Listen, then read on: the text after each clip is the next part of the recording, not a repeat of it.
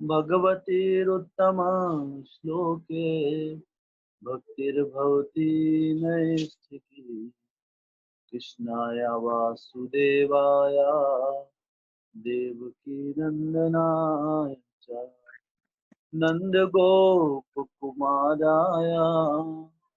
गोविन्दाय नमो नमः।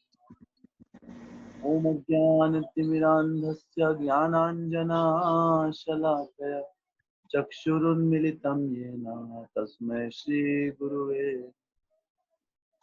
श्रीचैतन्यमनोभीष्टं स्थापितं येन भूतले स्वयं रूपा कदा मह्यं ददाति स्वपदान्तिकं वन्देऽहं श्रीगुरू श्रीयुतापदकमलं श्रीगुरून् वैष्णवांश्च श्रीरूपं साग्रजातां सहगणा रघुनाथान्वितं तं सजीवं साद्वैतं सावधूतं परिजनासहितं कृष्णचैतन्यदेव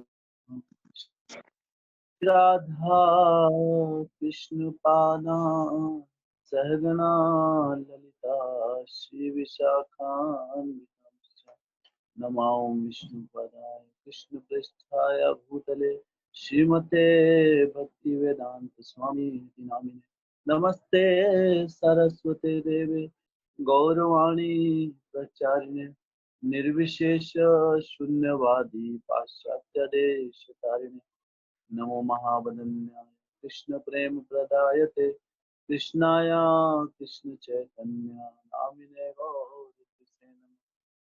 हे कृष्णा करुणा सिंधु दीनबंधो जगतपते गोपेश गोपिका कांत राधा कांत नमस्ते तप्त कांचन गौरांगी राधे वृंदावनेश्वरी वृषभानुसुते देवी प्रणमामि हरि वाञ्छकल्पतरुभ्यश्च कृपा सिन्धुभ्य एव च पतितानां पावनेभ्यो वैष्णवेभ्यो नमो नमः।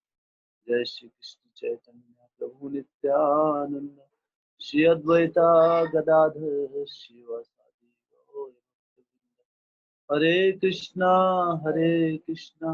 कृष्ण कृष्ण हरे हरे हरे राम राम राम हरे हरे हरे कृष्णा कृष्ण कृष्ण हरे हरे हरे राम राम राम हरे कृष्णा कृष्ण कृष्ण हरे हरे हरे राम राम राम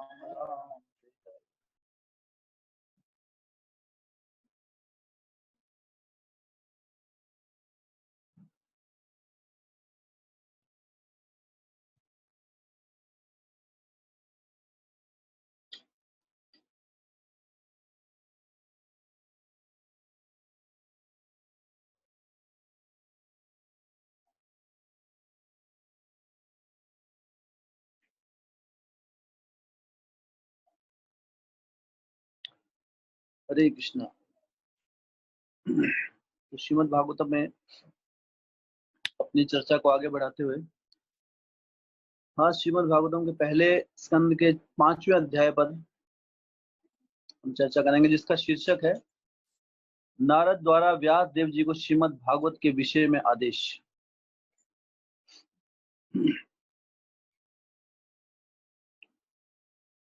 सूत गोस्वामी ने कहा इस तरह देवऋषि नारद सुख पूर्वक बैठ गए और मानो मुस्कुराते हुए महर्षि व्यास देव को संबोधित किया।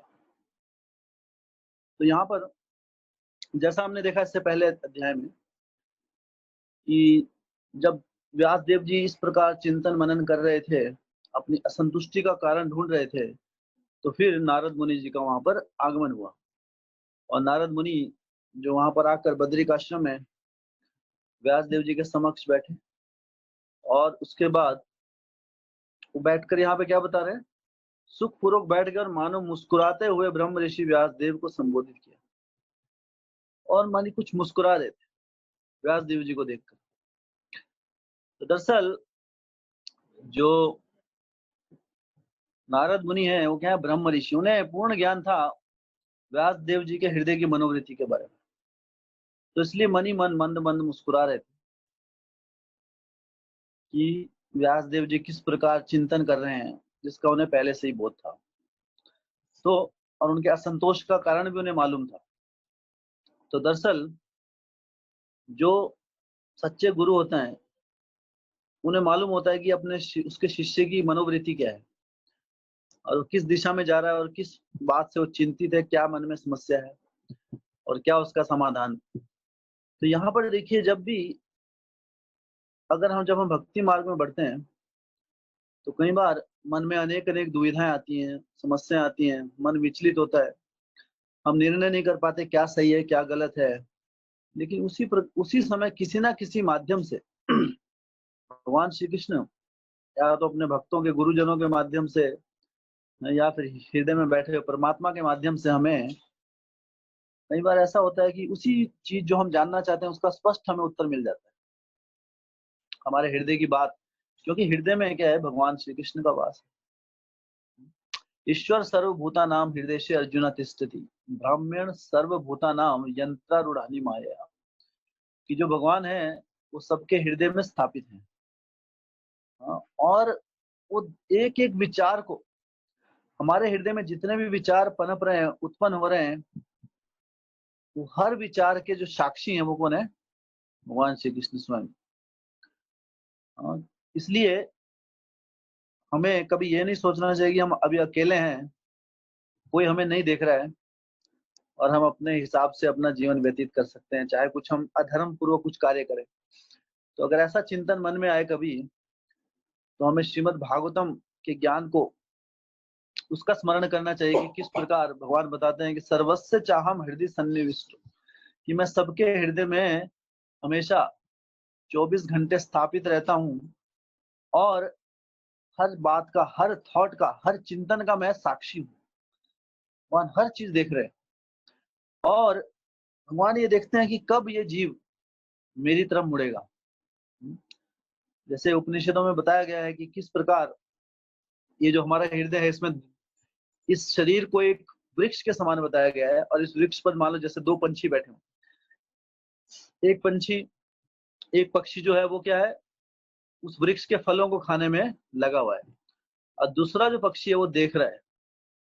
तो जो फलों को खाने में लगा वो कौन है, जीवात्मा। और जो उन्हें देख रहा है खाते हुए वो है परमात्मा। और वो हमेशा इसी बात का इंतजार करते रहते हैं कि कब ये जीव मेरी तरफ, इस भौतिक जगत के फलों को, हाँ फलों को, तो कई बार वो फल उसे खट्टे लगते हैं, कई बार मीठे लगते हैं, कई बार आनंद देते हैं, कई बार वो उसे दुख में डाल देते हैं। तो यही भौतिक जगत का नियम है। कई बार हम खुश होते हैं, कई बार जीवन में सब अच्छा अच्छा चल रहा है, तो मन बड़ा प्रसन्न रहता है। लेकिन फिर कई बार दुख आ जाते हैं। दुखाल्यम शाश्वतम पदम पदम यद विपदम न तेषाम। इस जगत में क्या है कि हर पदम कुछ ना कुछ समस्या आती है। एकदम से कोई बीमारी आ गई या कोई मन में कुछ, हाँ ऐसी प्रवृत्ति आ गई क्रोध के वश। तो इस प्रकार हम अलग अलग प्रकृति की जो आपदाएं हैं, आध्यात्मिक, आदि भौतिक और आदि देविक क्लेशों से घिरे हुए हैं। तो यहाँ पे कब समस्या आ जाए हमें उसका बोध नहीं होता। तो एकदम से हमारे जीवन में कुछ आ जाता है। तो जो दूसरा पक्षी है वो क्या कर रहा है, कभी सुख कभी दुख। लेकिन भगवान उसका इंतजार कर रहे हैं कि तुम ये सुख दुख क्यों भोग रहे हो जगत में। क्योंकि इस भौतिक जगत जगत के सुखों में, हाँ दुख पहले से ही छुपा हुआ है। अगर आपको दुख चाहिए तो दुख फ्री में आएगा, फ्री ऑफ कॉस्ट, जैसे कि एक के साथ एक फ्री। तो इस जगत में अगर कभी भी सुख की प्राप्ति की अगर हम कोशिश कर रहे हैं तो उस सुख के साथ दुख भी जुड़ा होता है। ये है इस भौतिक जगत के सुखों का लक्षण। लेकिन आध्यात्मिक सुख कैसा है, उसके साथ कभी दुख की अनुभूति नहीं हमें होती। जब आध्यात्मिक सुख का हम प्राप्ति करते हैं तो हमारा जो आनंद है वो निरंतर बढ़ता रहता है, वो कभी घटता नहीं। तो इसलिए जो बुद्धिजीवी होता है, बुद्धिमान व्यक्ति, वो क्या है, यही संस्पर्श चा भोगा दुख एवते आद्यंतवंत कौन्तेय न तेषु रमते बुधा। तो जो बुद्धिमान व्यक्ति है वो भौतिक इंद्रियों से मिलने वाला जो तुच्छ सुख है उसके पीछे नहीं भागता है। वो भगवान की सेवा, हाँ, सेवा से उन्मुक्त होकर सेवा में के भाव से, जो भगवान की भक्ति से जो आनंद मिलता है सेवा से, इसलिए भक्त को कहते हैं सेवानंदी। तो उसमें वो आनंद प्राप्त करता है। क्यों? तो से आनंद प्राप्त करने की जो प्रवृत्ति है हमारे हृदय में, वो गलत नहीं है। ऐसा नहीं कि आनंद प्राप्त करने की प्रवृत्ति गलत है, वो तो हमारा स्वभाव है। आनंदमयो भ्यासात, हम क्या है, स्वाभाविक रूप से ही आनंदमय है। सच्चिद आनंद हमारा जो स्वभाव है वो क्या है, सत। हम क्या है, शाश्वत, हमारे लिए मृत्यु नहीं है। चित, फुल ऑफ नॉलेज, पूर्ण ज्ञान है हमें। और आनंद, हम हमेशा आनंदमय है। लेकिन क्या हमें लगता है कि हम शाश्वत हैं? हमारी तो मृत्यु होती है। क्यों? क्योंकि हम शरीर के स्तर पर है। जब तक हम शरीर के स्तर पर रहेंगे तब तक क्या रहेंगे हम, हमारा लक्षण रहेगा असत, अचित और निरानंद। हमें जीवन मृत्यु का सामना करना पड़ेगा।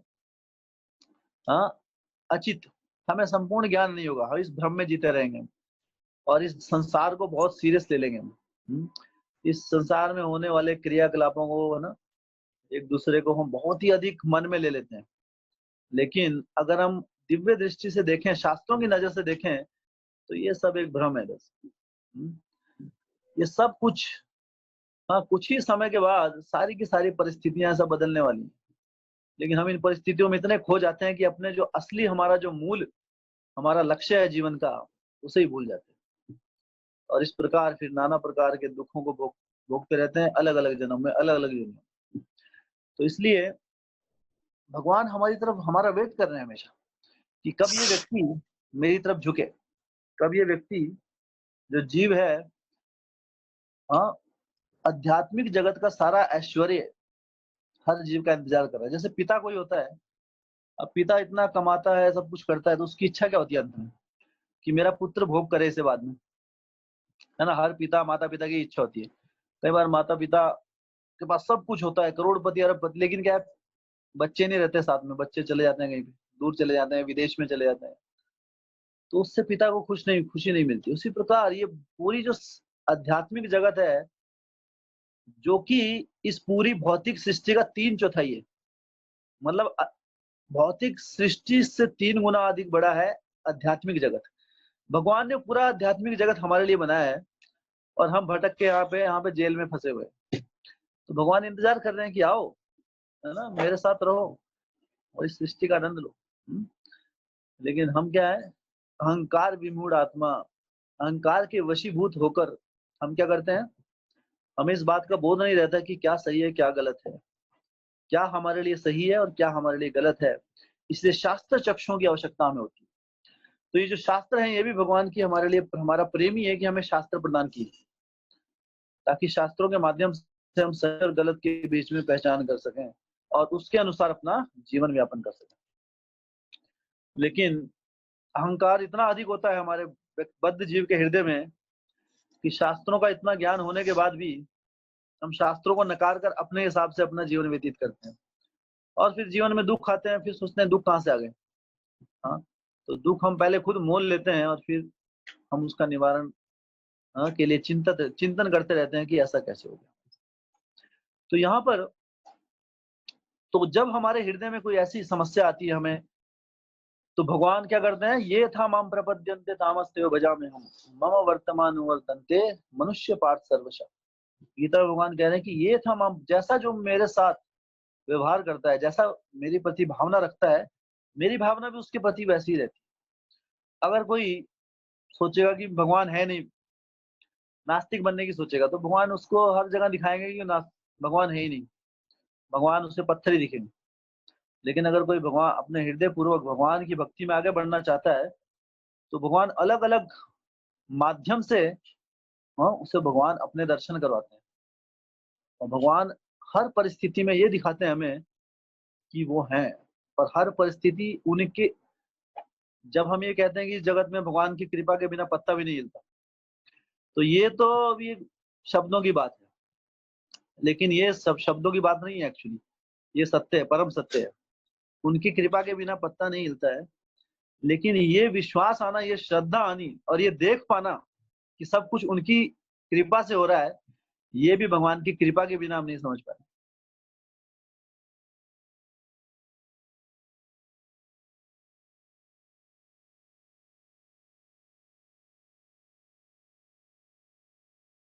कि हृदय में ये चेष्टा आती है कि वो आध्यात्मिक जगत में आगे बढ़ना चाहता है, भगवान को जानना चाहता है, तो भगवान क्या करते हैं, उसको उसका मार्गदर्शन करते हैं अलग अलग माध्यम से।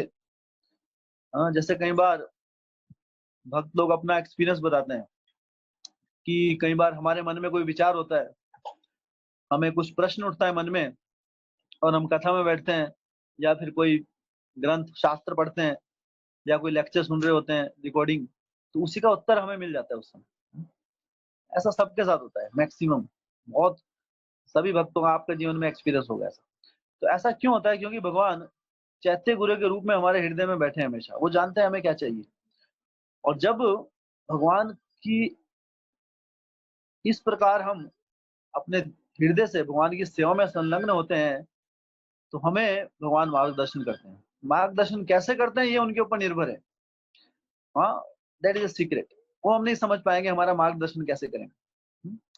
जैसे एक बार एक साधु थे, तो वो गृहस्थ आश्रम में थे। तो गृहस्थ आश्रम में अब उनकी बहुत इच्छा थी, भगवान की सेवा में इतना संलग्न होना चाहते थे वो कि हमेशा वो 24 घंटे भगवान की सेवा करते रहे, लेकिन गृहस्थ आश्रम में थे। तो गृहस्थ आश्रम में क्या है, अभी उस जिम्मेवारियां थी, पत्नी बच्चे उनकी जिम्मेवारियां थी, तो सब कुछ छोड़कर नहीं जा सकते थे। तो भगवान से प्रार्थना करते रहते थे। तो उनकी जो पत्नी थी वो गर्भवती थी उस समय। तो उन्होंने, उनके मन में ये विचार था कि जैसे ही मुझे पुत्र होगा या पुत्री प्राप्त होगी तो क्या होगा, तो जो उनकी पत्नी है वो उनके जो पुत्र या पुत्री के, हाँ, उनके देख रेख में छोड़कर मैं अपने संन्यास आश्रम में चले जाऊंगा और भगवान की सेवा में 24 घंटे भगवान की सेवा के लिए अपना पूरा जीवन दे दूंगा। तो ऐसा विचारधारा थी। लेकिन हुआ यूं, जब उनको पुत्र की प्राप्ति हुई तो उस समय माता की मृत्यु हो गई। इतनी, तो क्या अभी इतना सोचिए, इतना सोचा था कि पुत्र के बाद मैं, तो इस भौतिक जगत में कब क्या हो जाए, इवन आध्यात्मिक मार्ग में आने के बाद भी अड़चने हमारे जगत में आनी कम नहीं होती है, ऐसा नहीं है। लेकिन उन अड़चनों के प्रति हमारा दृष्टिकोण बदल जाता है, वो अड़चने हमें प्रभावित नहीं कर पाती। तो अभी उनके हृदय में वो तीव्र इच्छा थी कि मैं किस प्रकार पूर्ण रूप से अपना जीवन भगवान को दे सकूं। तो जैसे ही वो विचार कर रहे थे, अभी छोटा बच्चा उनके हाथ में था, है ना, उनकी पत्नी की मृत्यु हो गई थी, तो अभी छोड़ के भी नहीं जा सकते थे, कोई विकल्प नहीं था। तो अब तो उसका भरण पोषण सब उन्हें देखना था, और जब तक वो बड़ा होता तब तक तो उनका जीवन खत्म हो जाता। तो ऐसा मन में तीव्र विचार कर रहे थे, सोचे कि भगवान इस कितने असमंजस में फंस गए मैं। लेकिन भगवान हृदय से क्या है, सब सुन रहे होते हैं। हाँ, तो उसी समय क्या हुआ कि ऊपर से एक छिपकली, एक चिड़िया का बच्चा नीचे गिरा। हाँ, तो वो चिड़िया का बच्चा जब नीचे गिरा, एक पेड़ था वहां पे, सॉरी, छिपकली का बच्चा नीचे गिरा। तो उस पेड़ से वो नीचे गिरा, तो देख रहे थे उसको। जैसे ही वो नीचे गिरा, उसके सामने एक छोटा सा कीट आ गया। अपने आप ही वो कीट उसके सामने आ गया। अभी छोटा बच्चे को थोड़ा ज्ञान है कैसे खाना है, कैसे भोजन प्राप्त करना है, और जैसे ही वो कीट सामने आया, उसने उसको खा लिया। तो यहाँ पर जो ज्ञान देने का माध्यम, कैसे भगवान ने ज्ञान दिया उन्हें, उन्होंने देखो कि जब कोई बच्चा पैदा हुआ तो उसके लिए उसका भोजन भी भगवान ने अपने आप पहले से दे रखा है। इस जगत में कोई भी व्यक्ति भूख से नहीं मरता है। हम्म? लेकिन हमारी जो जो हमारी ये जो हमारा जो लोभ है, हमारी जो अलग अलग जो तृष्णा है, भगवान से बहिर्मुख होकर जो जीवन हम व्यतीत करते हैं, दरअसल वो हमारे सबसे बड़े अधिक दुख का कारण है। लोग कहते हैं पॉपुलेशन एक्सप्लोजन, हाँ, पॉपुलेशन एक्सप्लोजन हो गया, पॉपुलेशन बहुत बढ़ गई, जनसंख्या बहुत बढ़ गई, इसलिए, है ना, इसलिए सब कुछ कम होता जा रहा है, इसलिए जनसंख्या बचाओ, सॉरी, जनसंख्या को मतलब ज्यादा होने से रोको। तो ऐसा विचार करते हैं, ऐसा कई बार नारे भी लगते हैं, आप देखिए। हाँ, तो एक बार हम भी जब स्कूल में थे, तो मुझे याद है, अभी हम आए थे, पूरा स्कूल आया था, पूरी क्लास, और नारे लगा रहे थे। उसमें एक नारा था, मुझे याद है, कि 1 मिनट में 48 बच्चे कैसे आएंगे दिन अच्छे। तो ऐसा ऐसा नारे लगाते। तो क्या पॉपुलेशन से लोग बहुत डरते हैं कि जनसंख्या इतनी बढ़ गई, अभी क्या करेंगे। लेकिन वास्तविकता यह है कि जनसंख्या, जनसंख्या ये सब मानव वृत्ति है, कुछ जनसंख्या नहीं बढ़ रही है। आप सोचिए, आप अगर आज से 50 साल पहले जाइए, उस समय लोगों के कितने बच्चे होते थे? 8, 10, 11, 12 नॉर्मल ही थे। और अभी कितने होते हैं? 1 या 2 मैक्सिमम, इससे ज़्यादा नहीं होते ना। तो पॉपुलेशन बढ़ रही है, घट रही है? पॉपुलेशन तो घट रही है ना? पहले 8-8, 10 होते थे, अभी 1-1, 2-2 होते हैं ना। उसके बाद कोई है ना, कोई सक्षम ही नहीं है एक्चुअली इससे ज़्यादा पालने के लिए। हाँ, तो कहाँ कौन कह रहा है कि कहते हैं कि जितनी इस पूरे संसार की आज जनसंख्या है, महाभारत के समय जो युधिष्ठिर महाराज जब राजा बने थे, तो जितनी आज पूरी पृथ्वी लोक की जनसंख्या है, उतने लोग युधिष्ठिर महाराज के बॉडीगार्ड थे सिर्फ, उनके अंगरक्षक। कितने अंगरक्षक थे उनके पास सिर्फ? तो आप समझ सकते हैं क्या पॉपुलेशन होगी। अभी पॉपुलेशन बढ़ रही है, घट रही है? हाँ, तो पॉपुलेशन से कोई नहीं मरता। कितने, अगर आप ये, तो क्या है कि हम जब देखते हैं सिटी लाइफ में रहते हैं, हमको लगता है पॉपुलेशन बढ़ रही है। आप विदेशों में जाइए, ऑस्ट्रेलिया जाइए, कनाडा, वहां के लोग क्या है, वहाँ पूरे जंगल ही जंगल है। हाँ, वहाँ रहने वाला कोई नहीं है, आदमी कम है, हर जगह खाली जगह पड़ी है। तो पॉपुलेशन से कोई नहीं, ये तो हमारी गलत धारणा है कि पॉपुलेशन बढ़ गई, ऐसा वैसा हो गया। जब भगवान, और आप देखिए, अगर आप द्वारका लीला भगवान की पढ़ेंगे, तो द्वारका में बताया गया कितनी पॉपुलेशन थी वहां। भगवान जो श्री कृष्ण उस समय, उनकी 16,108 रानियां तो सिर्फ भगवान श्री कृष्ण की थी, और हर रानी को 10 पुत्र थे, और फिर 10 पुत्रों से भी फिर आगे 10 पुत्र थे। तो भगवान श्री कृष्ण के 1 करोड़ से ज्यादा तो उनका एक ही परिवार था। और सारे के सारे द्वारका में खुशी खुशी रहते थे। कभी आप शास्त्रों में ये नहीं पढ़ेंगे कि द्वारका में कुछ ट्रैफिक जाम हो गया, कुछ समस्या आ गई वहां, ऐसा कुछ नहीं होता था। तो हमारा जो दिल है, वो हमारा हृदय बहुत छोटा हो गया है। पॉपुलेशन नहीं बढ़ी है। आज 2 आदमी एक साथ नहीं रह सकते। पहले एक बड़ा, एक है ना, दादा परदादा जो हुआ करते थे, वो क्या है, अपने 10-10, 12-12 बच्चों के साथ, उनकी पत्नियों के साथ खुशी खुशी रहते थे सब लोग। सब में प्रेम भी होता था। तो इतने लोग भी साथ में रहते थे। और आज एक व्यक्ति दूसरे को नहीं रख सकता, क्योंकि हृदय छोटा हो गया है, जगह कम नहीं हुई है। तो अनेक, क्योंकि हम इसे कहते हैं अज्ञान। हमें जो दिखता है सामने, हम उसका आकलन नहीं करते हैं, बस उसी का चिंतन करते रहते हैं और इस प्रकार भ्रम में जीते रहते हैं। अगर हम सही में आकलन करें, तो दरअसल इस जगत में कोई समस्या नहीं है। समस्या हम खुद अपनी समस्याओं के कारण है। कहते हैं कि इस जगत में हमें जो दुखी कर सकता है सिर्फ एक ही व्यक्ति, वो है हम खुद। हमारे अलावा हमें और कोई दुखी नहीं कर सकता। क्योंकि इस भौतिक जगत का जो नियम है, ये भौतिक दृष्टि का, भौतिक मतलब ये शरीर, और हम तो शरीर है ही नहीं। हाँ, हमारा अस्तित्व क्या है? आत्मा। इसी तो आत्म साक्षात्कार कहते हैं। तो आत्म साक्षात्कार जब किसी व्यक्ति को हो जाता है, तब इस भौतिक जगत के जो प्रलोभन है, इस जगत की जो समस्या है, वो, इन चीजों से अनछुआ हो जाता है व्यक्ति। ये चीजें उसे प्रभावित नहीं कर पाती। तो अगर हमें भौतिक जगत में हमारी इधर उधर की जो हमारा वातावरण है, इधर उधर के लोग, ये हमारे, अगर यहाँ हमें समस्या प्रदान कर रही है, हमें विचलित कर रही है, इसका मतलब क्या है कि अभी हम आध्यात्मिक दृष्टि से सक्षम नहीं हुए हैं। हमें आध्यात्मिक दृष्टि से और आगे बढ़ने की आवश्यकता है।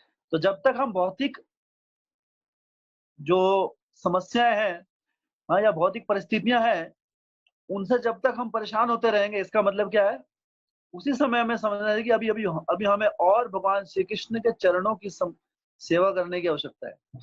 भक्ति मार्ग में और आगे बढ़ने की आवश्यकता है। हाँ? क्योंकि हमारा यहाँ पर विचलित जो होना, वो ये दर्शाता है कि अभी भी हम भौतिक स्तर पर है, शारीरिक स्तर पर है। लेकिन जब व्यक्ति आत्मा के स्तर पर आता है, ब्रह्म भूत प्रसन्न आत्मा ना सोचती ना कांक्षति, सम सर्वेषु भूतेषु मद भक्ति लभते पराम। भगवान कहते हैं कि मेरी भक्ति कब मिलती है? ब्रह्म भूत प्रसन्न आत्मा, जब व्यक्ति अपना संबंध भगवान श्री कृष्ण से समझ जाता है। हाँ, जब कोई जीव आत्मा परमात्मा से अपना संबंध समझ जाता है कि मेरा क्या रिलेशन है भगवान से, और मेरा उनसे क्या संबंध है, और उनकी जो सेवा में संलग्न हो जाता है, तो क्या बन जाता है उसके बाद? वो प्रसन्न आत्मा। और इस स्टेज को, इस परिस्थिति को क्या बोलते हैं? ब्रह्मभूत स्टेज। हाँ, ब्रह्मभूत परिस्थिति। ब्रह्मभूत प्रसन्न आत्मा न सोचती न कांक्षती। उस समय ना वो किसी चीज का शोक करता है और ना किसी चीज की आकांक्षा करता है कि मुझे ये चाहिए। ना तो वो पछतावा करता है और ना उसे भविष्य में कुछ ऐसा है कि मुझे। इस जगत में जो दुख का हमारा जो कारण है, दो चीजें, शोचती और कांक्षती। शोक करना, यार ऐसा हो गया वैसा हो गया, मुझे ये चाहिए था ये नहीं मिला, हाँ उससे मेरे साथ ऐसा बोलना चाहिए था, ऐसा बर्ताव उसने कुछ और बोल दिया, ये मेरा कहना नहीं मान रहा है। तो इस प्रकार ये जो सारी की सारी चीजें, इनका शोक करते हुए हम परेशान रहते हैं।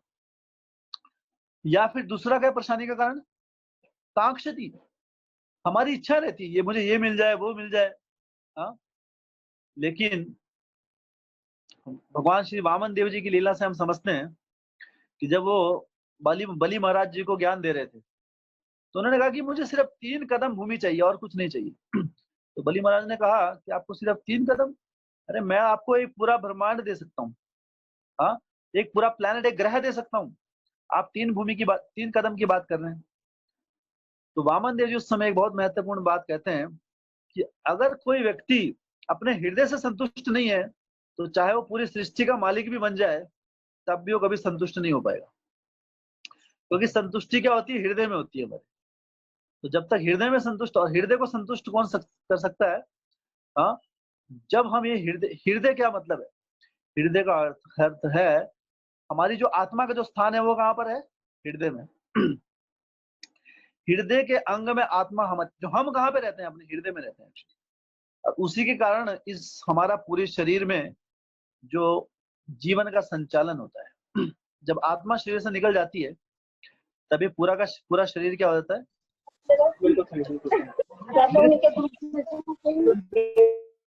कितने पैकेट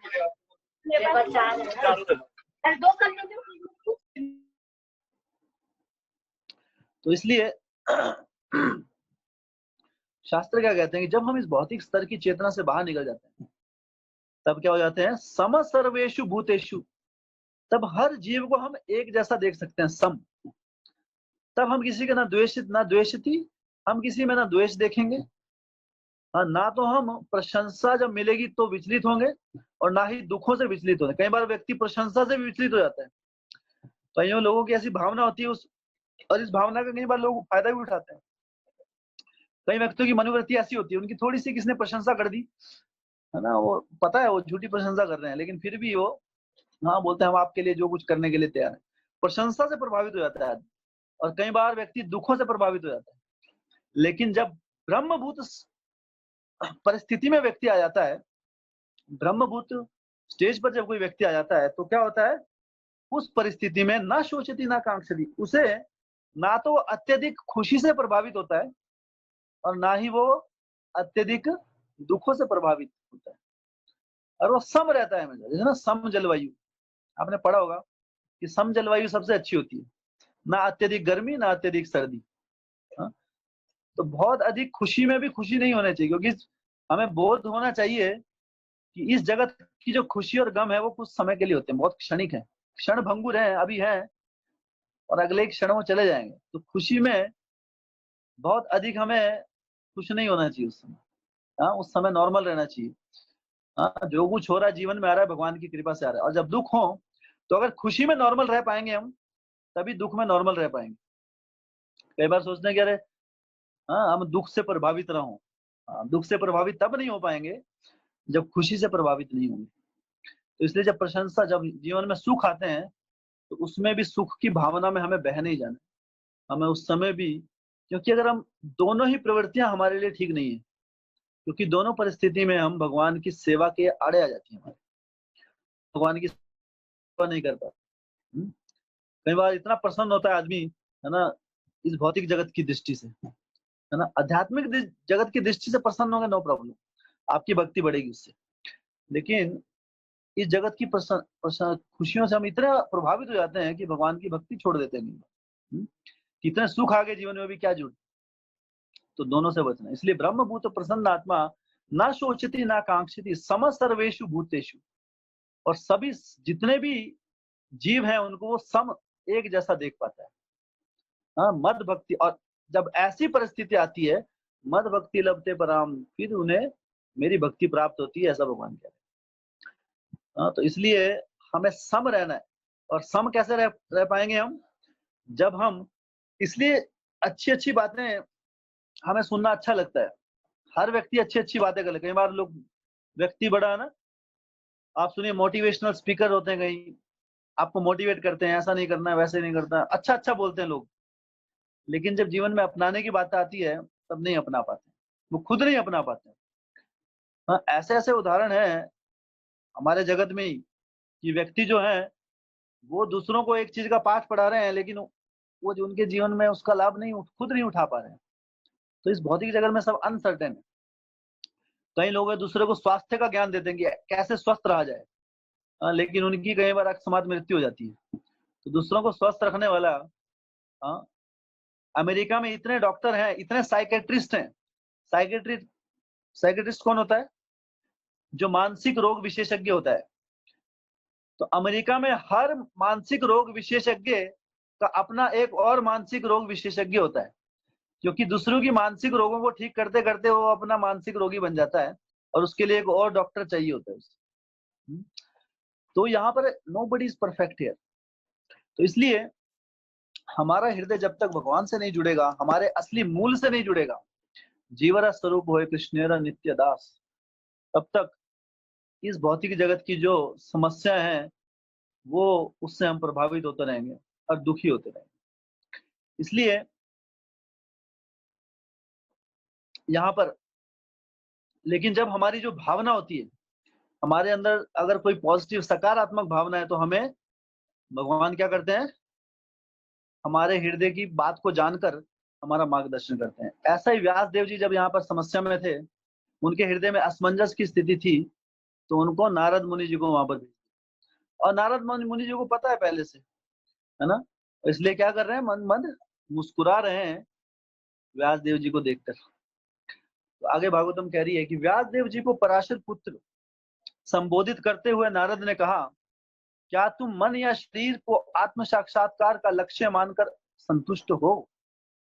तो उनसे प्रश्न कर रहे हैं अभी। तो दरअसल गुरु से प्रश्न करते हैं, गुरु प्रश्न कर रहा है शिष्य से अपने, कि क्या तुम मन या शरीर को आत्म साक्षात्कार का लक्ष्य मानकर संतुष्ट हो?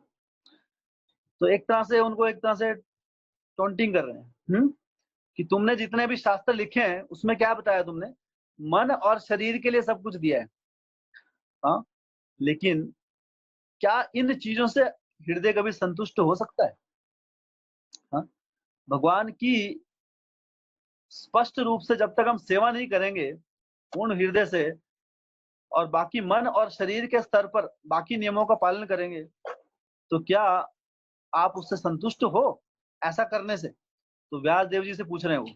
व्यास देव जी जो पराशर पुत्र हैं, संबोधित करते हुए नारद ने पूछा, क्या तुम यह शरीर को आत्म साक्षात्कार का लक्ष्य मानकर संतुष्ट हो?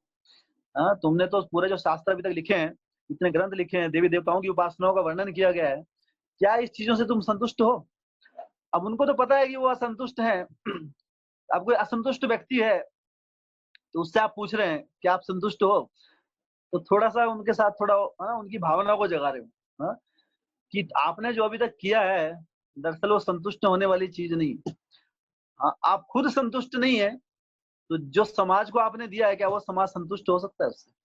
हाँ, नहीं। तो ऐसा प्रश्न कर रहे हैं, तुम्हारी जिज्ञासाएं पूर्ण है और तुम्हारा अध्ययन भी भली भांति पूरा हो चुका है, कि तुमने जो जिज्ञासा की और तुमने अध्ययन, जितना भी तुमने कार्य करना था, सारे वेदों, शास्त्रों, पुराणों, हाँ, स्मृतियों की, सारे उपनिषदों की तुमने रचना कर चुके हो तुम। इसमें संदेह नहीं कि तुमने एक महान एवं अद्भुत ग्रंथ महाभारत तैयार किया है, जो सभी प्रकार के वैदिक फलों, पुरुषार्थों को विशद व्याख्या से युक्त है। तो यहाँ पर बता रहे हैं कि तुमने इतना बड़े बड़े कार्य किए, तो यहाँ प्रशंसा कर रहे हैं नारद मुनि व्यास देव जी, तुमने महाभारत की रचना की। श्रीमद् भागवतम इतना बड़ा ग्रंथ है, इसमें कितने श्लोक हैं? 18,000 श्लोक। भगवत गीता में 700 श्लोक हैं। 700 श्लोक हैं, लेकिन महाभारत का एक छोटा सा अंग है। 18,000 श्लोक किसमें? श्रीमद् भागवतम में। और श्रीमद् भागवतम का अध्ययन करते करते पूरी जिंदगी चली जाती है।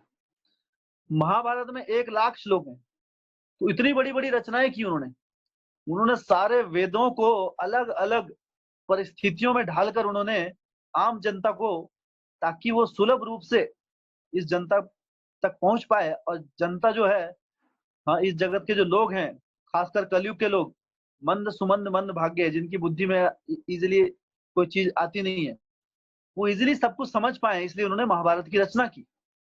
और महाभारत में अलग अलग कथाओं के माध्यम से उन्होंने अलग अलग शिक्षाएं देने की कोशिश की। तो इतना बड़ा जगत कल्याण का कार्य उन्होंने किया, लेकिन फिर भी वो क्या थे, संतुष्ट थे, असंतुष्ट थे। तो यहाँ पर उनकी थोड़ी प्रशंसा कर रहे हैं नारद मुनि जी। तो जो भक्त होते हैं वो क्या करते हैं, पहले अगर उन्हें कोई बात बतानी हो तो पहले प्रशंसा करते हैं, और फिर बताते हैं कि क्या करना है, कि आपने कुछ त्रुटि कर दी है अभी। हाँ, तो अभी उनको प्रशंसा मोड में है, उनको प्रशंसा कर रहे हैं कि आपने इतना बड़ा कार्य किया है, बहुत महान कार्य। तो अभी नारद मुनि जाके कह रहे हैं कि तुमने निराकार ब्रह्मन विषय और उससे प्राप्त होने वाले ज्ञान को भली भांति लिपिबद्ध किया है। तो इतना सब होते हुए हे मेरे प्रभु, ऐसे बोल रहे हैं, देखिए, हे मेरे प्रभु, अपने को व्यर्थ समझकर हताश होने की क्या बात है। तो यहाँ नारद मुनि जी अभी, तो गुरु का ये लक्ष्य, गुरु क्या होता है, गुरु का एक कार्य होता है कि पहले वो अपने शिष्य को झंझकोरे, उसको उठाए पहले, है ना, कि उसने क्या किया है। तो यहाँ पर बड़े ऐसे शब्द बिल्कुल बनाकर वो शब्द कह रहे हैं यहाँ पर। हाँ, बहुत ही सुंदर है कि इव प्रभु, वो कह रहे हैं कि तुमने निराकार ब्रह्म, कि तुमने निराकारवाद का वो किया कि भगवान निराकार है, इसका भी प्रचार कर दिया तुमने, है ना, एवं उससे प्राप्त होने वाले ज्ञान को भली भांति लिपिबद्ध भी किया है। तुमने सब कुछ लिखित रूप में भी किया है इसको। इससे पहले शास्त्र लिखित रूप में नहीं थे, व्यास देव जी ने सारे शास्त्रों को लिखित किया। इससे पहले ये क्या था, ये था, इसे कहते हैं श्रुति शास्त्र, वो सिर्फ सुने जाते थे, लिखित रूप में नहीं थे। तो उन्होंने इतना बड़ा काम किया, सब कुछ लिखित रूप में किया उन्होंने। तो इतना सब होते हुए हे मेरे प्रभु, अपने को व्यर्थ समझकर हताश होने की क्या बात है। आपने इतने बड़े बड़े कार्य किए, आप हताश क्यों हो रहे हैं फिर? ऐसा नारद मुनि व्यास देव जी से पूछ रहे हैं, है ना, क्योंकि इतना अच्छा काम करने के बाद हताश तो नहीं होना। इस जगत में अगर कोई व्यक्ति कुछ करता भी नहीं है तो भी बड़ा छोटा मोटा कोई कार्य भी कर दे तो, है ना, तो सबको बताएगा जाके, है ना, 36 लोगों को बताएगा मैंने ये कर दिया, छोटा सा काम भी कर दिया ना। लेकिन जैसे, लेकिन ये बचपना होता है, जैसे छोटे बच्चे होते हैं ना, दरअसल अपनी प्रशंसा करना एक बहुत बड़ा बचपना है। कैसे होता है बचपना? क्योंकि प्रशंसा से बच्चे खुश होते हैं। आप देखिए, कई बार छोटा सा बच्चा होता है, अब उसने एक रोटी खा ली अपने आप, तो माता क्या बोलेगी, अरे मेरे बच्चे ने एक रोटी खा ली, अरे कितना महान है रे तू, क्या बात है। अभी कोई बड़ा आदमी बोलेगा अरे एक रोटी, वो कौन सी बड़ी बात है रोटी खाना है, बड़े आदमी को ऐसे बोलेगा तो हंसेगा ना। अरे, तो छोटा सा बच्चा अगर कर दिया, अरे आज अपने आप सुसु करने के लिए चला गया तू तो, तो इतना बड़ी बात, माता क्या उसको क्या कर देगी, इतनी बड़ी बात है कि अरे मेरे बच्चे ने क्या बहुत, मतलब पता नहीं कौन सा तीर मार दिया। लेकिन इन चीजों से छोटे बच्चे खुश होते हैं, इन प्रशंसों से, क्योंकि इनका कोई लाभ नहीं है। आप सोचिए, रोटी खाने छोटे मोटे कार्य। तो उसी तरह इस जगत में दरअसल प्रशंसा का जो एकमात्र अधिकारी है वो है भगवान पूर्ण पुरुषोत्तम भगवान श्री कृष्ण। तो जब हमारी किसी कोई प्रशंसा होती है, हाँ, तो प्रशंसा से हमें, हाँ, अत्यधिक प्रसन्न होने की आवश्यकता नहीं है। अमान ही ना मान देना, अपने लिए मान की चेष्टा नहीं रखनी। तो यहाँ पर क्या है कि आपने इतने कार्य किए, इतने अच्छे अच्छे कार्य किए, फिर भी आप हताश है। लेकिन जो एक सिद्ध व्यक्ति है, जो एक समझदार व्यक्ति है, वो कभी अपने गुणगानों को सोचकर प्रसन्न नहीं होता है। आप सोचिए, व्यास देव जी ने इतना कुछ किया, कोई भौतिकवादी होता तो वो कभी हताश होकर नहीं बैठता हो, वो तो अपना गुणगान करता कि मैंने ये किया, मैंने वो किया, मेरे पास ये डिग्री है, मेरे पास पीएचडी है, पोस्ट पीएचडी है। हाँ, कई बार लोग यही बताते रहते हैं कि अरे मैं वहां घूमा हूं, मैंने ये किया है। तो इस प्रकार प्रशंसा करते नहीं थकते। लेकिन यहाँ पर व्यास देव जी क्या बता रहे हैं, व्यास देव जी हताश होकर बैठे हैं, और नारद मुनि उन्हें बता रहे हैं कि इतना अच्छा करने के बाद आप हताश क्यों हैं, आपको हताश होने की आवश्यकता नहीं। श्री व्यास, अब श्री इतना सुनने के बाद, तो अभी तक व्यास देव जी क्या, अभी नारद मुनि क्या है, सिर्फ ज्ञान दे रहे हैं उनको। ज्ञान नहीं मतलब इधर उधर की बातें कर रहे हैं, वो उनको उनकी समस्या का हल नहीं बता रहे।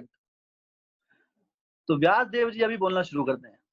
हाँ, श्री व्यास हुआ, अच्छा, वो कह रहे हैं, श्री व्यासदेव ने कहा, आपने मेरे विषय में जो कुछ कहा वह सब सही है। इन सब के बावजूद मैं असंतुष्ट नहीं हूं। इन सब के बावजूद मैं संतुष्ट नहीं हूं।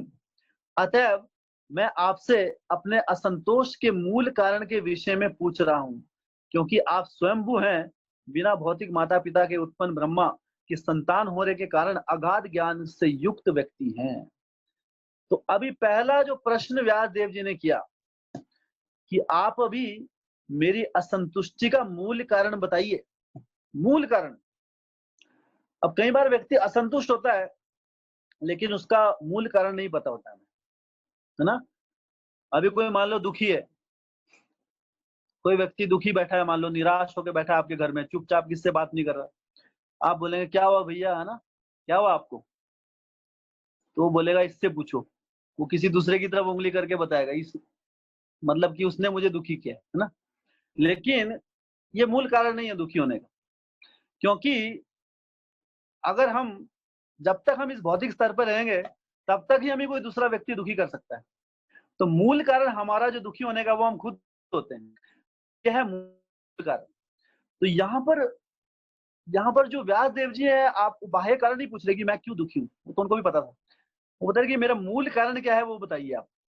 कि अतः मैं आपसे अपने असंतोष के मूल कारण के विषय में पूछ रहा हूँ, क्योंकि आप कोई छोटे मोटे व्यक्ति नहीं है, इसलिए बता रहे हैं। आप कौन है? ब्रह्मा जी की संतान है ना। मैं तो यहाँ पर ये भी स्पष्ट कर रहे हैं कि जब प्रश्न करना किया जाए तो किसी से मत कीजिए। तो इस प्रकार उन्होंने परंपरागत गुरु से ज्ञान लेने की बात कही यहाँ पर, कि आप ब्रह्मा जी के पुत्र हैं। और ब्रह्मा जी पहले व्यक्ति हैं जो, ब्रह्मा जी कौन थे, कौन है, जो भगवान विष्णु के नाभि से निकलने वाले कमल, उसमें उनकी उत्पत्ति हुई थी। तो ब्रह्मा जी को ज्ञान मिला भगवान विष्णु से, और फिर ब्रह्मा जी को ज्ञान मिला तो ब्रह्मा जी ने ज्ञान दिया नारद मुनि जी। तो उन्होंने कहा कि आप परंपरा में आप ज्ञान देने में सक्षम हैं, और इसलिए आप मेरे असंतोष का मूल कारण बताइए। तो यहाँ पर व्यास देव जी प्रश्न कर रहे हैं। अभी तक नारद मुनि ने कुछ नहीं बोला, जबकि नारद मुनि जानते थे। लेकिन ये एक बहुत ही इंपॉर्टेंट विषय है कि जब तक आपके हृदय में ज्ञान को लेने की चेष्टा नहीं होगी तब तक ज्ञान देने का कोई लाभ नहीं होता है। इसलिए सिद्ध पुरुष, जो सिद्ध पुरुष होते हैं, वो क्या बिना मांगे ज्ञान नहीं देते। बोलते हैं बिना मांगे ज्ञान नहीं देना चाहिए। वो क्यों बोला जाता है ऐसा? क्योंकि अगर आप बिना मांगे ज्ञान देंगे तो उसका कई बार लाभ नहीं होता है, सामने वाले के हृदय में नहीं जा पाएगा। लेकिन जब सामने वाला खुद प्रश्न, इसलिए क्या कहते हैं, परिप्रश्नेन सेवया, हमें प्रश्न करना आवश्यक है। प्रश्न कर जब सामने कर रहा है, इसका मतलब हृदय में आपके जिज्ञासा है। तो जब हमारे हृदय में जिज्ञासा होगी, जब तक हम खुद प्रश्न नहीं करेंगे तब तक जो सज्जन व्यक्ति हैं वो आपको उत्तर देने की उनके हृदय में चेष्टा जागृत नहीं होगी, वो देंगे भी नहीं। हाँ, क्यों नहीं देंगे? क्योंकि बिना मांगे हुए जबरदस्ती ज्ञान देने का कोई लाभ नहीं होता है। अब आप सोचिए, आप यहाँ पर बैठे हैं, सब लोग कथा सुन रहे हैं, लेकिन आपको किसने पकड़ के तो नहीं बुलाया ना कि जबरदस्ती, है ना, इनको पकड़ो, बांध के बिठा के रखो इनको जूम के आगे, ऐसा तो किसने नहीं बोला। आप स्वेच्छा से आए यहाँ पे। तो जब स्वेच्छा से कोई आता है तब ज्ञान का आदान प्रदान होता है। ज्ञान के आदान प्रदान के लिए स्वेच्छा बहुत आवश्यक है। तो इसका मतलब आपका बैठना यहाँ पर प्रश्न करने जैसा ही। आप यहाँ पर बैठे हैं, इसका मतलब आप सब लोग प्रश्न कर रहे हैं कि अध्यात्म क्या होता है, भागवतम क्या है। आप बोल नहीं रहे लेकिन मुझे सुनाई दे रहा है ऐसा, है ना, कि हमें बताइए भागवतम क्या होती है, आध्यात्मिक ज्ञान क्या होता है। आपका यहाँ बैठने से तो क्यों। लेकिन कई बार ऐसा होता है, हम कई बार जैसे भक्तों को बुलाते भी हैं, एक भक्त आप आइए आइए आइए, इतनी बार बोलने के बाद नहीं आते हैं, फिर जबरदस्ती एक दिन बिठा भी दिया, फिर भी ज्ञान हृदय में नहीं जा पाएगा। क्यों? क्योंकि ज्ञान ग्रहण करने का लक्षण होता है, जब तक हम उसके लिए डिमांड खुद नहीं करते हैं तब तक वो ज्ञान हृदय में नहीं उतरेगा। इसलिए devotional service is a voluntary process, it can not be forceful. जबरदस्ती भक्ति नहीं होती है, ठीक है। तो आप बोलेंगे अरे हमारा मन नहीं करेगा, तो प्रश्न उठता है कि हमारा हम जबरदस्ती जप क्यों करें। फिर आप बोलते रहे सुबह उठिए, रोज कीजिए 16 माला 8 माला, हम क्यों करें, हमारा तो मन नहीं कर रहा है। तो यहाँ इसका क्या उत्तर है कि भगवान का नाम जपना, भगवान के जो प्रति जो प्रेम है, ये जबरदस्ती नहीं है। दरअसल ये ऑलरेडी हमारे हृदय में है, लेकिन हम इसे भूल चुके हैं। नित्य सिद्ध कृष्ण प्रेम साध्य कभिनोय, श्रवण आदि शुद्ध चित्ते करियो उदय। कि भगवान श्री कृष्ण के प्रति जो हमारा प्रेम है वो हमारे हृदय में पहले से ही स्थापित है, लेकिन अनंत काल इस भौतिक जगत में भटकने से और अपने इस भौतिक शरीर को महत्वता देने से हम क्या भूल गए हैं? भगवान को भूल गए हैं। हमने अपने आप को इतनी वैल्यू दे दी है ना। अब हर जगह देखिए, आप किसी के घर में जाएंगे, अगर आप कईयों के घर में देखिए, आप उसी की फोटो होती है आदमी की। अरे आदमी, आप तो वहां पे रहते हैं, आपकी फोटो की क्या आवश्यकता है वहां, है ना। जिस घर में कोई रहता है उस घर में उसकी फोटो की आवश्यकता है क्या?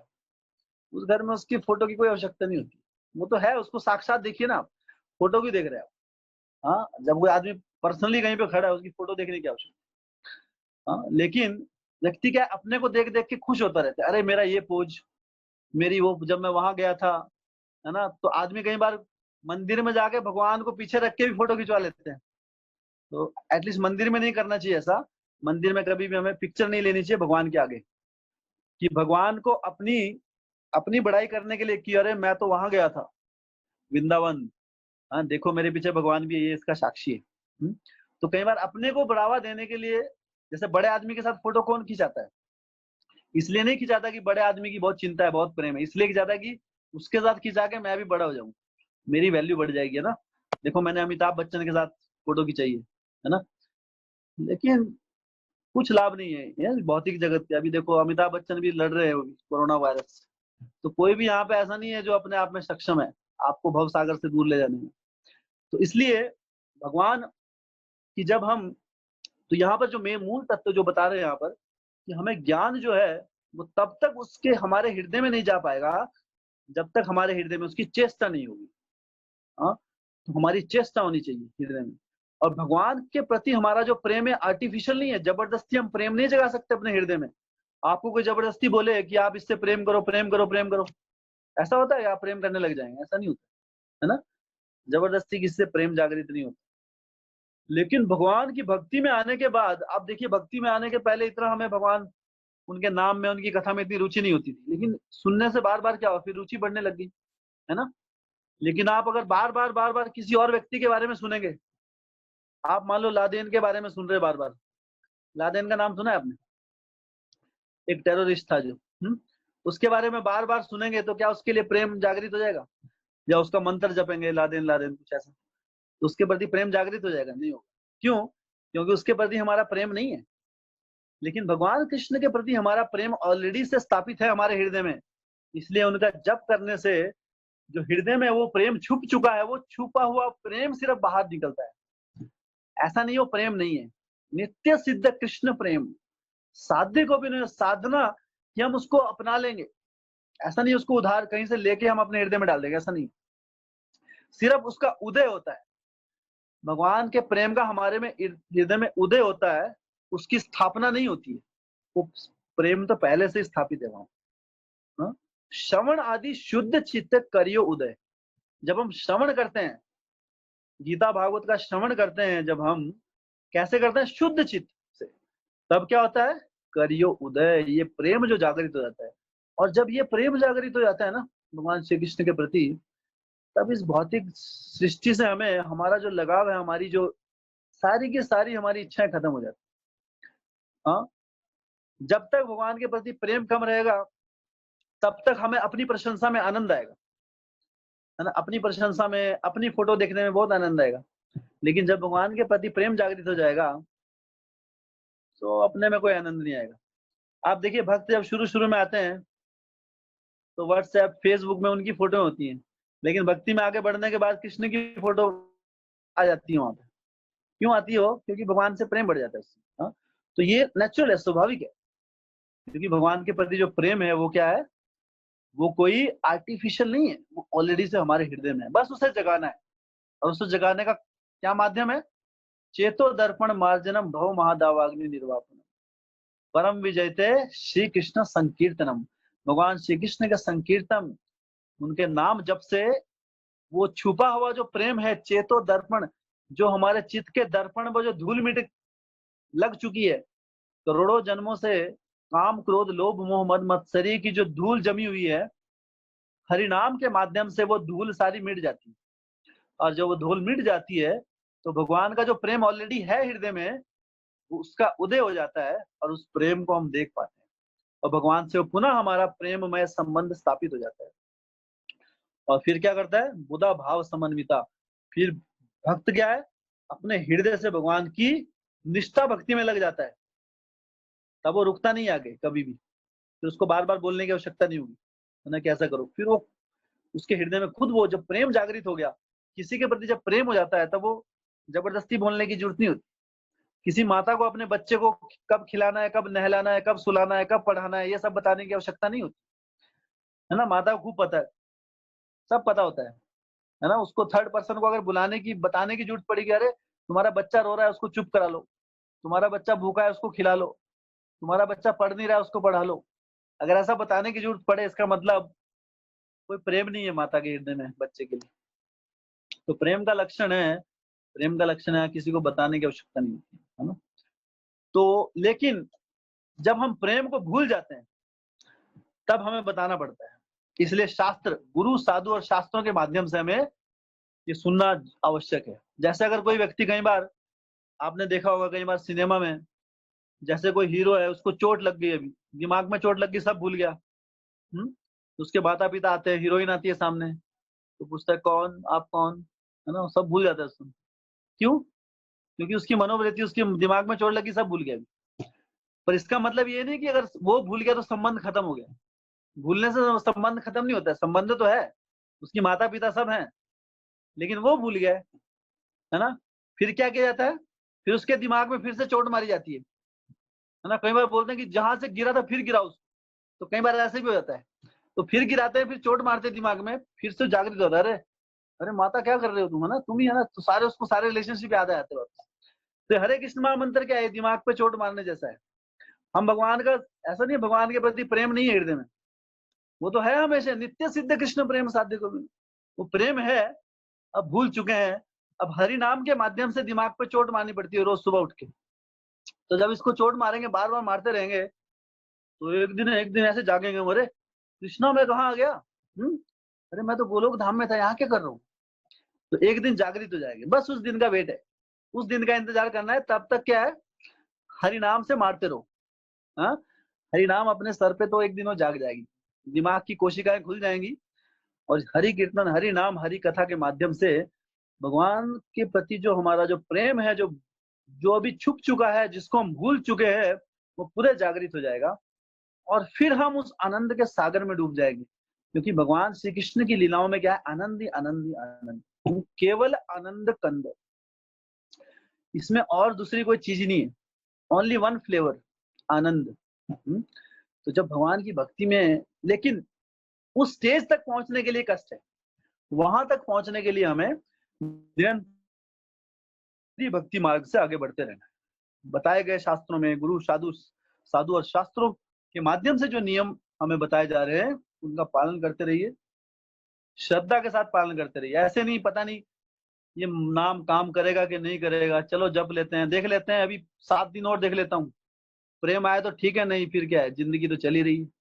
अगर ऐसी भावना रहेगी तो फिर नाम जीवन में एक्ट नहीं करेगा। पूर्ण श्रद्धा होनी आवश्यक, उत्साह, निश्चय, धैर्य। हाँ, भक्ति में आगे बढ़ने का जो लक्षण है वो क्या है? उत्साह। सबसे पहला लक्षण क्या है? उत्साह होना चाहिए। उत्साह मतलब कि चाहे जो मर्जी हो जाए, भगवान का, भक्ति का संग नहीं छोड़ेंगे, कथा में पहुंचेंगे हम, जो मर्जी हो जाए, हरिनाम नहीं छोड़ेंगे, सुबह उठेंगे चाहे कितनी मर्जी नींद आ रही है, चाहे 4 बजे सोएं फिर भी 5 बजे उठेंगे। किसे कहते हैं? उत्साह। उत्साह, और उसके बाद डिटर्मिनेशन, निश्चय, है ना, कि मैंने इतने अभी 16 माला का वादा किया था भक्तों के साथ, मैंने बोला था 10 माला करूंगी या करूंगा कल से, अब वो 10 से कम नहीं होना चाहिए, इसे बोलते हैं निश्चय, डिटर्मिनेशन। तो डिटर्मिनेशन भी होनी बहुत आवश्यक है। और तीसरा क्या है? उत्साह भी है, निश्चय भी है, लेकिन धैर्य नहीं है ना, तो भी भक्ति में आगे नहीं बढ़। धैर्य भी रखना है, भगवान की भक्ति में विश्वास रखना है कि नहीं, भगवान वो प्रेम जो है हमें देंगे। रक्षिष्यति इति विश्वासो, भगवान हमारी रक्षा करेंगे, इस बात का हमें पूर्ण रूप से विश्वास, श्रद्धा होनी चाहिए, है ना। जो व्यक्ति परिस्थिति को देखकर भगवान को भूल जाए, दरअसल वो प्रेम के रास्ते मार्ग पर नहीं है। हाँ, वो दरअसल अपने ही मार्ग पे है, वो देख रहे हैं थोड़ी आउटिंग हो जाएगी। जैसे कई बार होता है ना, थोड़ी आउटिंग करके आ जाते हैं, बहुत दिन हो गए अभी घर में, थोड़ा घूम के आ जाते हैं जमटा उमटा इधर, तो इसको बोलते हैं आउटिंग। तो भक्ति मार्ग में वो नहीं चलता है, आउटिंग के लिए नहीं आना है हमको क्या करना है, इसको दृढ़ निश्चय से आगे बढ़ना है ना। इसलिए क्या है, धैर्य बहुत आवश्यक है, धैर्य रखकर आगे बढ़ते रहना है और श्रद्धा के साथ कि भगवान जो है वो मेरी रक्षा करेंगे। रक्षिष्यति इति विश्वासो, हाँ ये है समर्पण का एक लक्षण कि भगवान मेरी, और ऐसा नहीं है कि रक्षा और वो ही रक्षा करने में सक्षम है। श्रद्धा क्या होनी चाहिए कि भगवान ही एकमात्र है जो मेरी रक्षा करने में सक्षम है, और कोई मेरी रक्षा भी नहीं कर सकता, और वो रक्षा 100% करेंगे। ये दोनों बातें हमारे हृदय में, तब ये कोई भी भौतिक अड़चन हमारे मार्ग में नहीं आ सकती। फिर हर परिस्थिति में हम भक्ति करते रहेंगे। हाँ बेशक हम, हमारा भाव अलग हो भक्ति करने का, जैसे हम क्या है, अलग अलग व्यक्तित्व होता है हमारा, है ना। आप देखिए सुबह जप सुनेंगे तो कहीं अलग अलग टाइप के जप होते हैं ना, कहीं बहुत धीमा जप करता है, कोई थोड़ा जोर से करता है, कोई लय में करता है ना। हरे कृष्णा, हरे, कई बार सुना है हमने ऐसे भी, बीच में कोई जप के समय भी ऐसे कीर्तन करता है कोई कोई भक्त, तो अपना अपना भाव हो जाता है कई बार, है ना। वैसे जप में जप ही करना है, जप में कीर्तन नहीं करना है। तो लेकिन भाव अलग अलग है, भाव सब जाओ उस तरफ ही रहे। तो भाव अलग हो सकता है, लेकिन सबका भाव, सेवा का जो भाव है वो नहीं छूटना चाहिए। एक बार भगवान श्री रामचंद्र जी की लीला में, जब भगवान श्री रामचंद्र जी वनवास के लिए जा रहे थे, तो रास्ते में एक भील जाति के जो मुखिया थे, हाँ गुह, तो उनकी शरण में वो आए। तो वो भगवान के भक्त थे, श्री रामचंद्र जी के जो भक्त थे। तो श्री रामचंद्र जी को उन्होंने अपने यहाँ रुकने के लिए कहा, तो वहां पर वो रुके, रात को रुके। तो जो जो गुह थे वो अपने पूरी जो उनकी जंगली जो ट्राइब, एक तरह से वो क्या थे, वो जंगल में रहने वाले जंगली लोग थे, लेकिन भगवान के भक्त थे। तो वो, और वो उनके क्या थे, सरदार थे, गुह थे जो। तो उन्होंने कहा कि उन्होंने, अब उनके पास तो कुछ था नहीं, अभी कोई बड़ा आदमी है तो क्या करते हैं, उसके अच्छा सा ना बिस्तर भी आते हैं ना, बेड बेड अच्छी साफ सुथरी चादर तकिया। अभी जंगल में कहाँ ये सब मिलने वाला है ना। उनका बेड क्या होता था, कोई घास फूस ना, जो सॉफ्ट सॉफ्ट घास होता था उस पे सोते थे। तो जो अभी अच्छा सा व्यक्ति आता था, कोई सम्मानजनक कोई व्यक्ति आता था, उसके लिए अच्छी अच्छी घास, सॉफ्ट घास लेके आते थे, है ना। और खाने के लिए थालियां 2-3 थी, तो केले के पत्ते लेके आते थे। अभी भी आप साउथ इंडिया में जाएंगे तो जो बड़े बड़े लोग आते, जब कोई अतिथि का सत्कार होता है तो केले के पत्ते में खिलाया जाता है, क्योंकि केला का पत्ता शुभ माना जाता है, एक्चुअल में शुभ होता है। ये स्टील एल्युमिनियम ये प्लेट जो होती है, पेपर प्लेट, ये किसी काम की नहीं। केले के पत्ते में अगर आप खाएंगे तो उससे आपका स्वास्थ्य, वो पाचन शक्ति को बढ़ाता है। तो गुहा ने भगवान रामचंद्र जी के लिए सारी व्यवस्था की। उन्होंने एक बहुत ही अच्छी गद्दी बनाई उनके लिए, राजगद्दी सोने के लिए, राम और सीता के लिए, और उनको शयन के लिए रात में उनको सुला दिया कि प्रभु आप यहाँ पे सोइए। लेकिन फिर उन्होंने लक्ष्मण जी के लिए भी एक कमरा बनाया हुआ था कि लक्ष्मण जी आप भी रेस्ट कीजिए। लक्ष्मण जी ने कहा कि मैं तो भगवान श्री रामचंद्र जी का दास हूँ, हाँ, और दास का क्या कर्तव्य है, दास का कर्तव्य है कि जो मालिक है उसकी सेवा में बाधा नहीं आनी चाहिए। तो मेरे प्रभु रामचंद्र जी अभी वो निंद्रावस्था में वो सो रहे हैं, उन्हें किसी भी प्रकार का कष्ट ना हो, इसलिए मैंने 14 वर्ष तक ना सोने का व्रत लिया है। तो लक्ष्मण जी की सेवा देखिए आप कि 14 वर्ष तक, 14 वर्ष वो एक दिन भी नहीं सोए, एक रात भी नहीं सोए, कभी एक झपकी तक नहीं ली उन्होंने। हाँ, तो जब हमारे अंदर सेवा का भाव होता है तो भगवान हमें वो शक्ति भी प्रदान करते हैं। हमें शारीरिक जो हमारी लिमिटेशंस हैं, है ना, जो हमारी बात हमें बाधित कर देती हैं। हाँ, व्यक्ति भी एक दिन जागेगा, 2 दिन जागेगा, ज्यादा से ज्यादा नहीं जाग पाएगा ना। लेकिन भगवान अनंत हमें शक्ति प्रदान कर देते हैं जब हमारे अंदर उतना सेवा का, तो जिसका जितना सेवा का भाव। शिला प्रभुपाद जी सिर्फ 3 घंटे सोते थे। हाँ, ऐसा नहीं एक दिन सोते थे 3 घंटे, वो 3 ही घंटे सोते थे सिर्फ।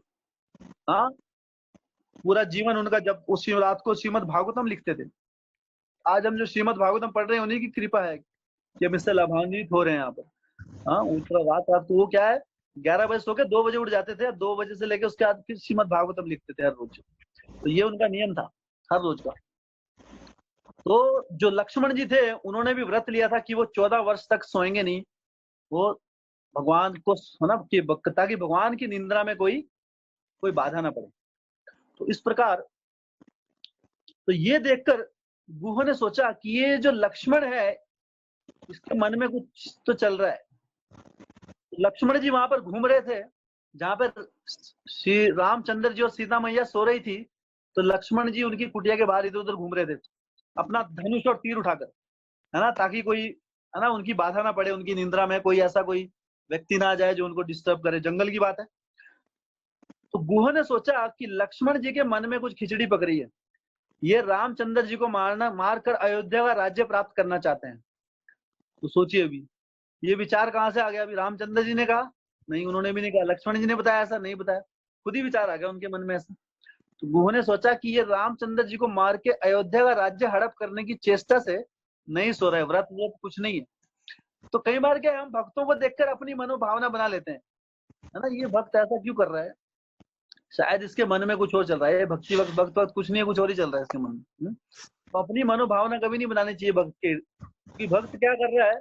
हाँ, वैष्णव क्रिया मुद्रा विज्ञ न बुझाए, वैष्णव क्या काम कर रहे हैं, कैसे कर रहे हैं, उससे हम नहीं समझ पाते हैं। रामचंद्र जी और सीता मैया को वहां पर सो रहे थे, और लक्ष्मण जी को देखकर तो गुहा ने सोचा कि अगर इसने भगवान रामचंद्र जी पर अटैक किया तो उसी समय मैं भी अटैक कर दूंगा लक्ष्मण जी के ऊपर, और रामचंद्र जी, अपने प्रभु रामचंद्र जी को कुछ नहीं होने दूंगा।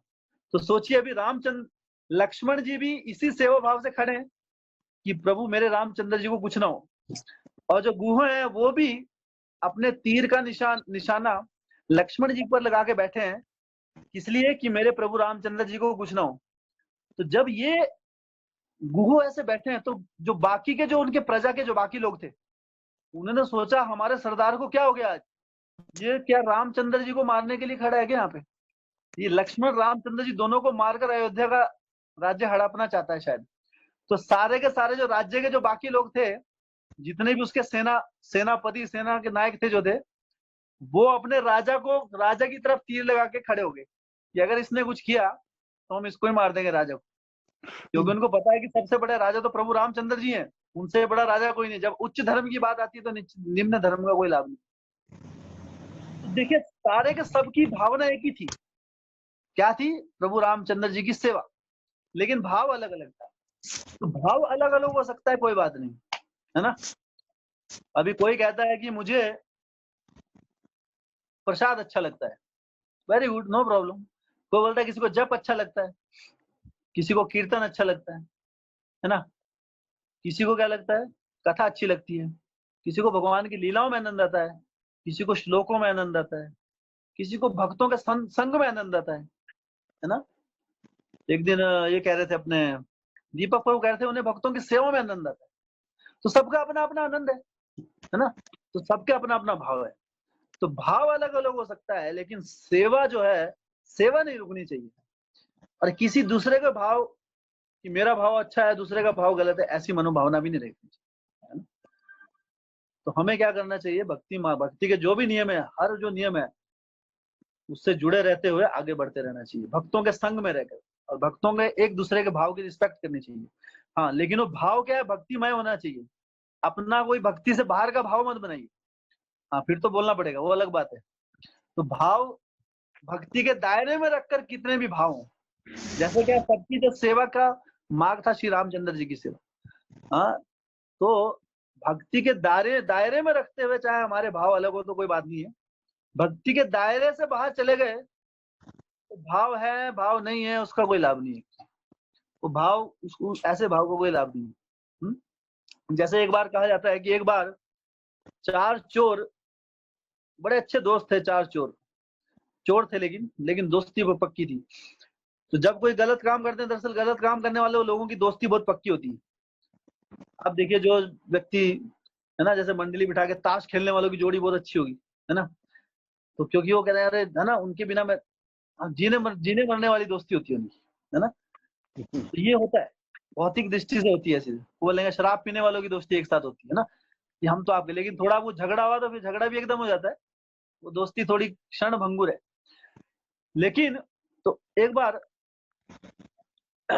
4 चोर थे, बड़ी अच्छी दोस्ती थी, तो उन्होंने पूरे दिन अलग अलग लोगों को लूटा, पूरा धन एकत्रित किया, किसी ने गहने चुराए, किसी ने कपड़े चुराए, किसी ने कुछ बेशकीमती और सामान चुराया, किसने सोना चुराया, किसी का चांदी चुराया, और लास्ट में आके उनकी डील थी, पक्के दोस्त थे कि शाम को एक जगह मिलेंगे, उस जगह पे आके और सारा जो जो चुराया एक साथ रखेंगे। तो सब आए शाम को, सारे चोर एक साथ इकट्ठा कर दिया, लो मेरी तरफ से ये, मैंने 1.5 लाख चुराए हैं, मैंने इतने गहने चुराए हैं, मैंने एक ना एक व्यक्ति का पर्स चुरा लिया है। तो ऐसे ऐसे सबने इकट्ठा किया अपना धन, और लास्ट में सब ने जब सारा धन इकट्ठा हो गया, फिर सब बोलने लगे चलो अब इस पूरे धन को ईमानदारी से बांटते हैं हम, क्योंकि हम बहुत बड़े ईमानदार व्यक्ति हैं। एक भी किसी के पास ज्यादा, किसी के पास कम नहीं जाना चाहिए, पूरी ईमानदारी बढ़ती जाए इसे बांटने में। तो ऐसे चोर लोग जो हैं वो क्या है, अभी ईमानदारी से धन बांट। तो श्रील प्रभुपाद जी बताते हैं कि चोरी का धन चाहे कितनी भी ईमानदारी से बांट लो, वो चोरी का ही रहेगा, वो ईमानदारी का धन नहीं बन सकता। तो इस प्रकार इस जगत में क्या है कि सब कुछ भगवान श्री कृष्ण से ही आया है। भूमि ओ नलो वायु मम मन बुद्धि एवचा। भगवान कहते हैं कि सब कुछ मेरी देने, अहम सर्वस्व प्रभु मत सर्वम प्रवर्तते। अगर हम बोलते हैं कि अरे मैंने कमाया है ना, कहीं बोलते हैं अरे अपने पैसे का पी रहा हूं मैं, अपने पैसे का खा रहा हूं, आपको क्या है, ऐसा बोलते हैं ना लोग। लेकिन अरे आपका पैसा कहाँ से आया भैया? आप जिस दिन पैदा हुए थे क्या उस दिन क्या 500 की गट्टी लेके पैदा हुए थे क्या? या गले में कोई सोने की है ना कुछ ऐसी माला थी 10 तोले की? जब पैदा हुए थे तो कैसे ऐसे ही नंगे पुंगे पैदा हुए थे ना, कुछ नहीं था हाथ में, था कुछ नहीं था ना। तो अभी बोल रहे हैं हमारा ये है, हमारा वो है, तो ये सारी की सारी क्या है, चोर की भावना है। श्रीमद् भगवत गीता में बताया है कि जो इस प्रकार की भावना रखता है स्तेन एव सा, वो चोर है।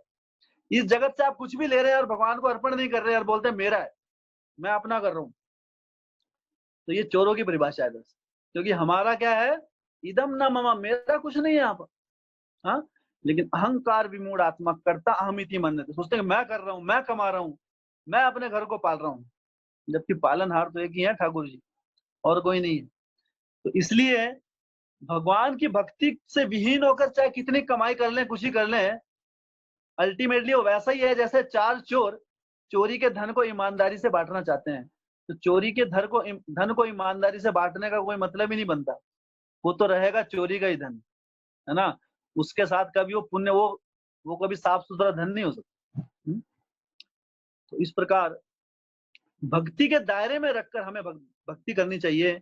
अपने मन गढ़ंत अगर भक्ति करेंगे, हाँ, तो उसका कोई लाभ नहीं होगा। कि मेरा भाव तो ऐसा है, मेरा भाव ऐसा है कि मैं क्या है कि बस जन्माष्टमी के दिन एक दिन भगवान को दिखाएंगे, बाकी मैं पूरे दिन भगवान को याद रखता हूँ, दिल में भगवान है। तो ये अपना भाव है, तो अपनी भावना को निकालिए। क्यों निकालिए? क्योंकि उससे कोई लाभ नहीं होने वाला है। तो हमें किसकी भावना को वैल्यू देनी है?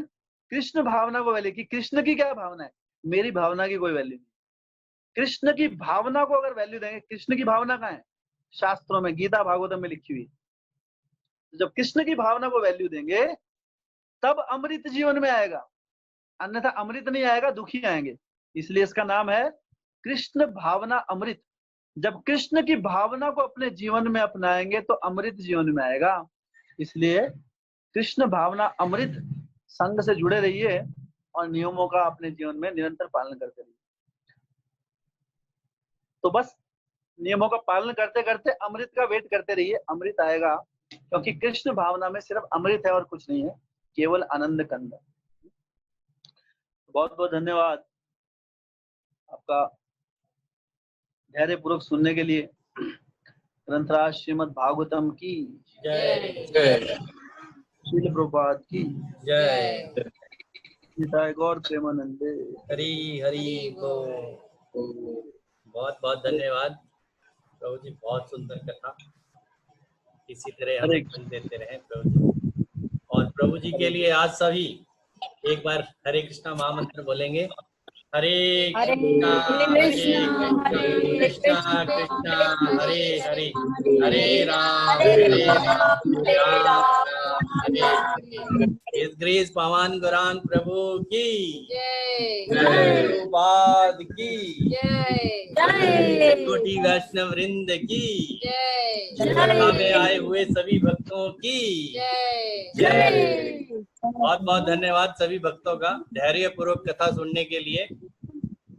इसी तरह कथा में आते रहे, उत्साह बना के रखें, प्रभु जी ने बताया है एक दिन अमृत जरूर मिलेगा, तो अमृत का थोड़ा वेट तो करना पड़ेगा, उसके लिए संघर्ष भी होता है। आपको पता ही है समुद्र मंथन लीला है, आपने सुनी थी अभी कुछ ही हफ्तों पहले, तो उसके बाद उसमें से अमृत भी निकला था। तो हमारे भागवतम का जो मंथन चल रहा है आजकल डेली नित्य सुबह 5:30 बजे, उसमें आइए है और उसके अंदर आके अपने मन को मथिए, मथ के भागवतम से वो अमृत हम जरूर कर निकलेगा और उसका आस्वादन हम जरूर लेंगे। और सभी भक्तों से एक निवेदन है कि जब कथा में आते हैं तो अपना वीडियो ऑन रखे, अननेसेसरी अगर जो बहुत ज्यादा इमरजेंसी नहीं है तो, अगर जो कोई इमरजेंसी है ठीक है कोई बात नहीं, वीडियो ऑफ रख सकते हैं, अदरवाइज वीडियो ऑन रखिए। एक कनेक्टिविटी बनी रहती है, अगर जो हम लाइव लेक्चर सुन रहे हैं तो एक कनेक्ट बनना जरूरी है, एक संपर्क आना बहुत जरूरी है भक्तों का आपस में। अगर जो सबकी वीडियो ऑन रहेंगी तो प्रभु जी को भी उत्साह रहता है, अदरवाइज तो पता ही नहीं चल रहा ना कि पर्दे के पीछे क्या है, कोई सुन रहा है कि सुन ही नहीं रहा है, ऐसे ही प्रभु जी बोले जा रहे हैं। तो भक्तों से निवेदन है कि बहुत ज्यादा इमरजेंसी नहीं है, इमरजेंसी में आप ऑफ कर सकते हैं। अगर जो कोई और एक्टिविटी आपके साथ में चल रही है या कोई चीज आपकी आ जाती है तो वैसे तो अवॉइड कीजिए कि हमारा 1 घंटा पूरा का पूरा भागवतम के लिए होना चाहिए। सुबह के 2 घंटे हमने लिए हैं, 2 घंटे में जितना समय कोई दे सकता है, और शाम का 1 घंटा टोटल 3 घंटे हो गए। 24 घंटों में से हमने सिर्फ भगवान को कितने दे रहे हैं? सिर्फ 3 घंटे दे रहे हैं, इससे ज्यादा नहीं दे पा रहे हैं। भगवान ने हमें 24 घंटे दिए, 24 घंटों में से 3 घंटे भगवान के लिए। तो कोशिश करें वीडियो ऑन रख के ही उसको सुने, तो मुझे लगता है ज्यादा बेनिफिट होगा। धन्यवाद। हरे कृष्णा। आज की कथा का ही विराम देंगे। हरि बोल। महान सखादास प्रभु की जय। हरे कृष्णा। धन्यवाद प्रभु जी। हरि बोल। हरि बोल।